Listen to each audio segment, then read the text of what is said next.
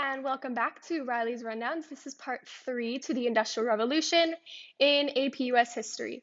So this will focus on settling in the West. So the societies of the far West include the Plains Indians. So the Sioux tribe hunted buffalo, and they were really completely dependent on the buffalo. They also relied on horses, which were introduced by the Europeans in the Columbian Exchange. Many Indians at the time were vulnerable to disease, and as railroads increased from the 1860s to the 1890s, the Native Americans' lives altered. So they had less land. Buffalo became mostly extinct because of U.S. policies. But we have the Treaty of Fort Laramie in 1851 and the Treaty at Fort Atkinson in 1853, which established the reservation system in the West. The West had an increased connection to the East because of railroads, mining, cattle, etc., and Western farming settlement increased. This was mainly caused by the Homestead Act of 1862, where 160 acres of low-cost land would be given, and people had to live on it and improve it for 5 years. And this was supposed to prevent speculation, but it actually led to fraud by corporations. And the people that were moving weren't always given the best land, and so dry farming was developed, and this actually led to the Dust Bowls, which would be a dusty, dry place, and that would be a name coined in the 1930s. In 1869, there was a completion of the Transcontinental Railroad, so settlers could now get their goods from the east. We also have the Timberland Culture Act in 1873 and the Desert Land Act in 1877, which were opportunities for additional land if improvements were made. Some problems in the West were selling to distant markets, but they used the transcontinental railroads. There was no wood, rocks, or clay for their homes or fencing, so they built sod houses and used barbed wire for fencing. There was a lack of rainfall, so wells were dug. There was tough, dry soil, so steel plows were used. There was a lack of fuel, so they burnt buffalo chips.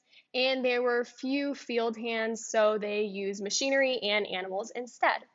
The West was often seen as a place of opportunity, so we have the safety value theory, which said that if you were having tough economic times, you could move to the West and start new. We also had a lot of women's suffrage in the West. Wyoming was actually the first place to guarantee women's suffrage in 1896, 1869, and this also helped the farmers' movement. We also had mining, so labor in mines was arduous and dangerous, and towns would quickly spring up when resources were found, which were called boom towns, but they died just as quickly, which were called ghost towns. Along with mining, we have the 59ers, which were where in 1859 there was a lot of gold found in Colorado and Nevada, and they would move to go and find that gold. We also had cattle, which was a large industry in the West. It started as free-ranged on government-owned land, but as fencing increased through barbed wire and stuff like that, free-range cows were not as easily used.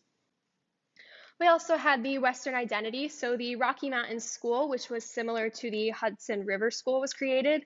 There were also writings about the frontier, which would romanticize the life of a cowboy. We also had Frederick Jackson Turner, who wrote The Significance of the Frontier in American History. And the frontier would actually end in 1860, which used a census data to kind of figure this out.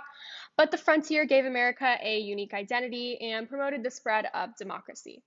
Talking about the West and the Native Americans, we could talk about the dispersal of tribes. So during and after the Civil Wars, the conflicts between the American government and Native Americans increased. So we have the creation of the Bureau of Indian Affairs in 1824, which was created to distribute land and supplies, but it wasn't actually very successful.